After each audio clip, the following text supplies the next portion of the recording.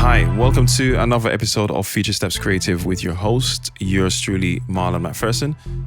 And in this episode today, we're going to talk about staying organized and keeping on top of tasks. So it's talking about productivity and how we can get ahead and get more done, be more efficient with our time. Before we jump into the content though, I'd just like to mention that if you're just starting out doing your online business, maybe you're just planning it, or maybe you've started doing something, but you're just not sure whether or not you have the right things in place, or if you're going in the right direction with how to approach it. I do have some resources on my website that's going to help with that. So one of which is my 5-step business checklist, which is going to help you figure out some of the key pillars of things that you need to have in place for your online business and what you need to concentrate on. I'm certainly sharing the things that I'm going through with my own online business strategy. As I learn new things, I'm sharing them with you. So you'd be a resource. So I'm trying to be a resource to you.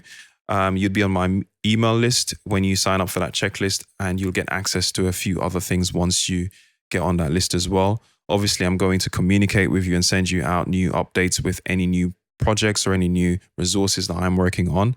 That's going to help you get ahead faster. If you do need that extra hand holding as well, I do have some services and products that might help you in the region of your brand strategy, as well as to do with your website and content creation.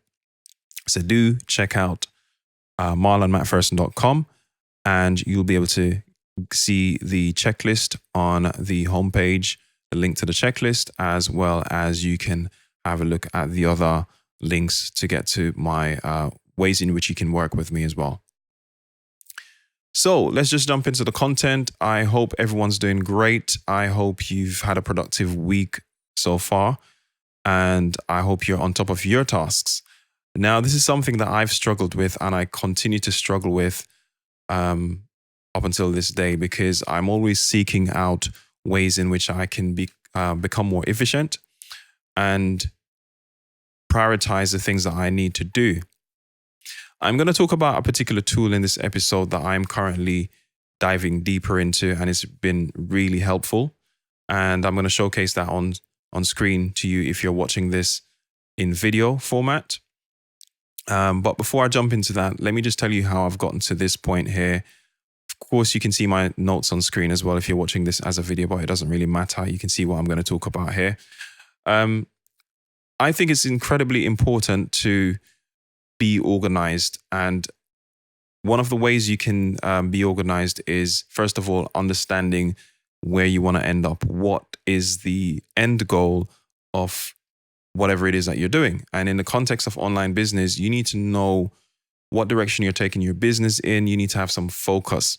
A lack of focus means a lack of progress. For a long time, I've had not so great focus in terms of really what I should be doing, because I had so many things that I was trying to do at the same time. I had so many ideas.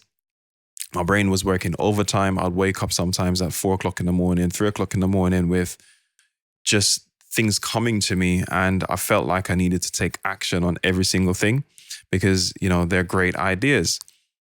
And I guess that's how a creative mind works. And I guess that's how, when you have some kind of foresight and things start revealing itself to you, you feel like you need to just do everything all at once. And you don't want to get left behind. You don't want the train to leave you. That's what you're telling yourself as well, right? So you feel like, right, I'm going to do so many things at once. But here's the thing. There's a thing called burnout, and there's a thing called overwhelm. It can become extremely overwhelming when you, first of all, have no focus and you are just trying to do so many things all at once. So it's been a journey for me. It's been a difficult one, but I've learned now to kind of prune the ideas and trim things down. I'm not necessarily there yet 100% because there's always work to be done, right? But I've tried to bring things down and narrow it in to certain things, maybe like 1 or 2 things that I want to focus on as a major project at any given point in time. And I know that I need to get it to a certain point within a certain time period. And that comes down to goal setting and understanding how to set goals. I'm not going to jump into goal setting deeply in this episode of the podcast because I want to dedicate another episode to that, because there are ways in which you can set goals in which it becomes effective, and there are ways you can set goals which are ineffective. And I want to make sure that you understand the principles of goal setting and understand how that relates back to what you end up doing. But the gist of it is that obviously you have to set goals in an intentional way and in a practical way so that you can come back to it and break it down to individual things you need to be working on a daily basis to get to that end goal. For you to stand a chance of getting to that goal, you have to break things down into daily activities and daily tasks, right? So that being said, how have you been doing that? I want you to think about that and see if you could maybe put some things in place to start improving the way that you set goals and decide on what you work on a daily basis.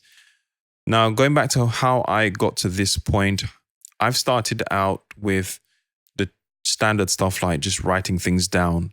There's nothing wrong with writing things down. In fact, it's one of the best ways to make sure that you retain things, because there's this thing of when you actually use your hands or your muscles to do something, you remember it because your brain activity is, I guess, connected in some way to what you're writing down. So the act of just writing something on paper with a pen or a pencil helps you to ingrain it more into, I guess, your psyche to know that, okay, I need to do this, rather than just saying it out or, I don't know, typing it as an email to someone or to yourself or whatever. It doesn't have the same psychological effect as when you write it down. I have multiple notebooks. I've had multiple notebooks, and I've been taking notes in all of them, just whichever ones was available at the time when I had this idea or I had this thing that I quickly need to write down. And I have some sort of a pin board just behind my desk right now, where I have like a few post-it notes, and I have a whiteboard, a mini whiteboard where I write things down on. So it's just a visual cue for me to look up and say, okay, yes, that thing, I need to focus on that. I need to prioritize that because I've written it up there. That means I need to be working on it. So that works to an extent. But here's the problem. If you're out and about all the time, and if you're not working from like a set location, I'm always in my car, I'm out doing different activities. I'm at different locations all the time. So I try and rely on my portable setup as much as I can. And obviously you need to be more efficient. If you've got notes all over the place in different notebooks and you need a particular piece of information that might be in one of your notebooks that you may not have access to at that point in time, how do you manage that? How do you actually find that thing and know even which notebook you've written it down into? Because sometimes you just grab something and write. You maybe try to be organized, but you label up the books or something, for example, but then it doesn't always work out because, again, you're just grabbing something that's right there because you don't want to lose that thought or you don't want to miss that thing that you need to write down. So you can't exactly search to find which notebook you've written something in. So it means that you have to flick through pages and go through when you eventually get to the notebooks, because say you don't have them with you because you're out and about or you're at a location where it's not practical, obviously, for you to have, a stack of notebooks or something. Well, the solution to that I found was using digital notebooks. And I started off using Evernote, which is a brilliant app. I believe it has a free level and then it has a paid version as well, which gives you additional functionality. But the idea is you can dump all your thoughts, your ideas, whatever, inside those notes within this one app. The selling point for me is that it's cloud-based. So that means I can have it on my phone, on my tablet, on my desktop computer, on my laptop, and I can access it from pretty much anywhere. If I don't have the app downloaded and installed, I can go into a browser and log in and I'll still have my notes there because it's all synced up. It does also save locally on your computer, so you can even back up the database. So if you, for some reason, something was to go crazy and you don't have your files on the cloud anymore, you can have a local backup that you can restore from. So that's great and all. But then I switched over. I still have Evernote, but I don't use it. I switched over to OneNote, which is from Microsoft. OneNote operates in a similar way, but it has slightly different features because you can organize in your notes into notebooks, and you can use it more like a word processor. In fact, if you're able to see my screen right now, my notes that you're looking at right now are inside OneNote. So as you can see, it looks very familiar with the tools at the top here, which it has. You can process or not process. You can format your text. You can add, numbering list or numbered list and unordered lists, and so on and so forth. And it's more like using a Word document or a Google Sheet or something like that. Not a Google Sheet, a Google Doc, which is a word processing thing. And this is actually a word processing type of functionality here. Anyway, you don't need to use one of the other ones that I've just mentioned.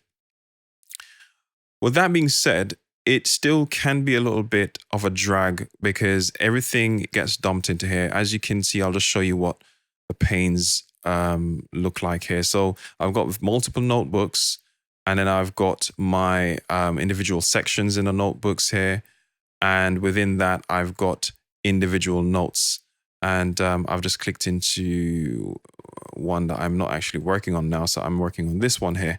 Okay, so for those of you who can't see, obviously, I've got the video up. You'll be able to look at this on YouTube or on my website on the episode link. So we're on episode number 8 at the moment. So all you need to do is go to marlonmcpherson.com/FSC008. And you'll have the show notes there. So you'll be able to see the video from that page and any other notes that I might have there as well. So just go to marlonmcpherson.com/FSC008 for episode 8. So OneNote, I've been using it for a while, and the great part that I love about this is that it's actually absolutely free. And I know that being free, sometimes it can be a vulnerability, because if they don't have a revenue stream to bring in money for a particular app and they just have it free, it could be that they could end up, stop updating the app or stop,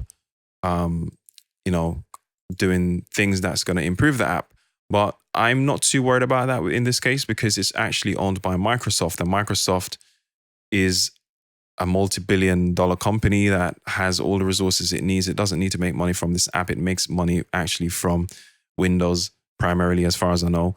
And I'm sure they have other things that they make a lot of money from, their enterprise services and all of that kind of stuff. So this is just a little on the side thing that they do to enhance your user experience if you're a Windows user. It doesn't matter if you're on Windows, because I'm not even on Windows, but you can use this on any platform.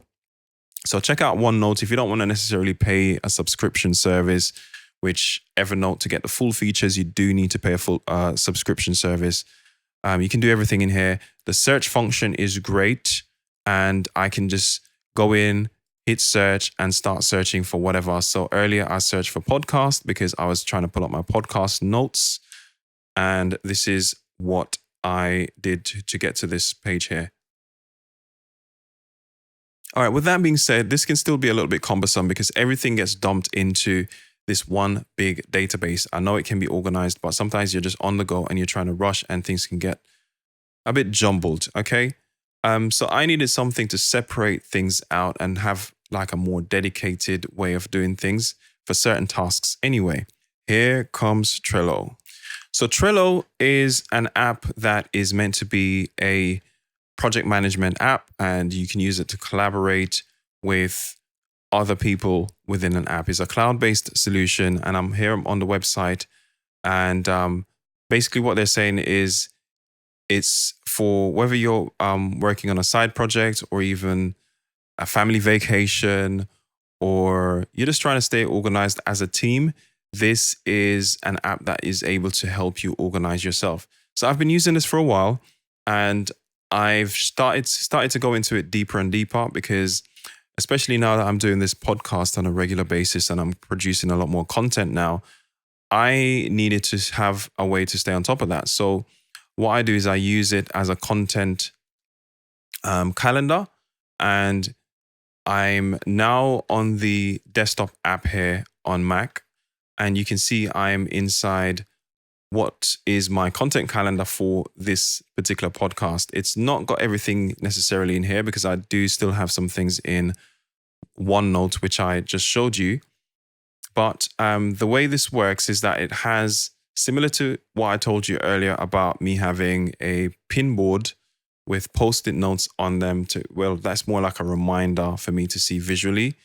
This is sort of similar to that, where it is mimicking you having a pin board inside an office, and you then have sections on that pin board where you place different cards or pins, and you can move them along on the board depending on where things are in the processing or the progress of what tasks or what part of the project you're on. So at a glance, people can look up and know, okay, what's actually important to look at, what's important to work on, or what's happening with what particular task. So with this, it's a very similar kind of setup. So we've got multiple boards, and I have this set up in a way that I have boards for, as you can see, this is my podcast calendar, as I mentioned. And then I have other boards set up for like a general to-do list. I have a website to-do list, which all my websites are listed out in there. And essentially, I go in and I decide on what tasks I need to really be working on. And as I work on tasks, I move them from one column to the other to signify the status. So just to break it down a little bit easier, let me jump back into my podcast calendar, publishing calendar here. So I have, how many columns have I got here? 4.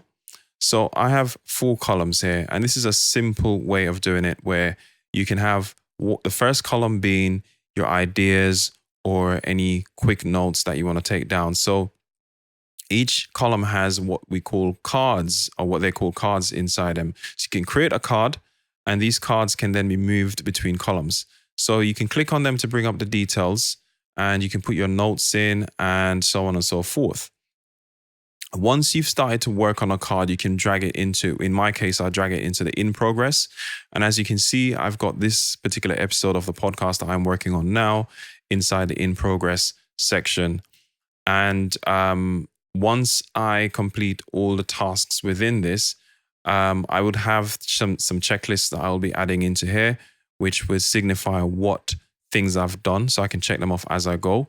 I haven't got this set up yet, but I can copy in my checklists from the other episodes that I've done, so I know exactly what I need to do with my, from the recording stage, which is I'm recording this podcast now, to the editing and publishing of it, and then to the promotion of it through social media. So I have a checklist for all of those things. And once I've completed all those tasks, I then move it across into the published section to say that this is done. So over here on the right-hand side, I've got the published column, and basically this shows that these are the ones that I've previously published. These are not obviously all my episodes because I'm up to episode 8 now, and these are there's only 3 showing here, but this is because I started out using my OneNote folder, notebook rather, to do it, but it became a little bit tedious, and visually it wasn't easy to kind of like put a status in and so on. Everything was quite manual in there. So if you haven't got an app like this or anything that you're using to keep organized, then I would highly recommend using something like this to be on top of your projects. This is just one thing in addition to the other things that I use. I still schedule things in my calendar. I have a personal calendar and a business calendar. And for that, I use Google. So that's free again. And I'm in the Google ecosystem very heavily. So it just makes things a lot more convenient. I actually pay for my Google Drive account, so I can get more storage and I can get some additional functionality from that. So it just makes it a lot more convenient to just have everything integrated into one platform. So if you don't want to use Trello, there's an alternative to Trello, which I'm also looking at. However, I'm not ready to jump into that quite just yet because there's something lacking that I feel that is crucial for me to have. Well, the app that I'm talking about is called Asana. So I'm going to just pull up their website here. So asana.com. Asana, again, is a work management platform, and it's for managing projects, and you can have teams in there as well. Asana, unlike Trello, wasn't really about having that card system for you to be able to drag things visually between sections or whatever. But what they focus on is having more like lists and tasks lists, basically. So you can go through, you can set up a task list and you know exactly what you need to do. You have tasks in that and you have subtasks and so on. I haven't got the app installed on here, so I can't show you on here, but I do have an account set up. So I'll do maybe some demonstration videos on Asana and on Trello in future on the YouTube channel. So again, that's another thing that you need to make sure that you're subscribed to my email list so you can get updates and subscribe to my YouTube as well. So they also have a card-based system that they introduced, but this is secondary to how they operate. The card-based system is very similar to Trello. I feel like maybe they copied Trello or copied the system in a way because it looks very, very similar. But that's another one for you to try out. It's really good. But the problem that I said to you that I have with this is offline working. It doesn't have very good offline working, whereas Trello has that. So if I'm on the tube, on the London Underground, or on a plane or something like that, or somewhere out in the sticks where there's no mobile signal, I've got no internet, I can still view my tasks and edit things and save it locally on my phone or on my tablet or laptop or whatever, and it will automatically sync. I'm talking about Trello, will automatically sync when it goes back online. However, Asana, it doesn't do that. It just throws up a warning and you are able to view something, but the moment you try and go into it, it will just go crazy to say, look, no, you can't edit this because we're offline right now. I think they're probably going to update that at some point. The moment they do, I'll be jumping into it a bit more. And I'll probably just put one of my content calendars in here and see how that works. And so I can get some insights into it further and do some tutorials on it if I feel that it's worthy of your time. So these are, well, Trello is the number one thing that I wanted to discuss in this app here, and obviously in this episode here. And that's why I think you need to check that out if you are looking at a way of organizing. If you are looking at a way to organize in yourself. If you do use a manual note-taking thing in a notebook, you need to look at possibly doing a bullet journal system, which is a way for you to be able to have a systemized way of taking notes or journaling, so you can then be on top of that if you feel like you need to write and not go digital. But again, you can lose notebooks. Whereas with cloud-based systems like this, it's unlikely that you're going to lose everything because it's backed up, okay? Both these apps that I mentioned, Trello and Asana, are free. But again, like I said, Trello is what's got my attention right now because one, it's good offline and it's simple to use, very straightforward, doesn't have too many bells and whistles going on. And but with Asana, it has a lot more features in my opinion. And I think one of the biggest selling point for me, if it does get the offline stuff properly sorted, is that it does give you, once you go into the app, it shows you your immediate tasks that you need to be working on. It shows you at a glance. Whereas with Trello, you might have to just go into each board to see what's up. It does have a section where it gives you some updates when you go into the app. Let me see if I can pull that up here. So if I go home, it shows you some sort of update, like in this section here. Nothing is showing here right now, but with Asana, it always has your tasks listed out. So that might be something that sway you one way or the other. I mean, Asana is totally usable if you're online all the time anyway. It's not an issue, but I'm just a stickler for stuff being able to work offline as well as online, especially when it's something that I'm going to be using on a day-to-day basis and rely on it to be efficient, right? I don't want to have downtime. So I think that's enough from this video. It's been a little longer. That's enough from this podcast and video version of the podcast. It's been slightly longer than my other episodes, but hopefully I've brought some really good value. And let me know what you think of this and what you use to stay organized. If you're watching on YouTube or on another platform that you can comment, leave me a comment. If not, please head over to my website and use the contact form and send me a message and let me know what you're using and how this episode has helped you. And if it's not, let me know how it hasn't helped you. If you got any ideas for future episodes, let me know what you're struggling with so I can actually try and put out some episodes that's going to be helpful. I may reply to you if I have time as well. So if you got any questions, just send me an email. And if I can't reply, obviously I'll try and do some future content on whatever it is, depending on how many requests I get for certain topics. So that's all for this episode. I'll catch you in the next one. Until next time, stay productive and take some action.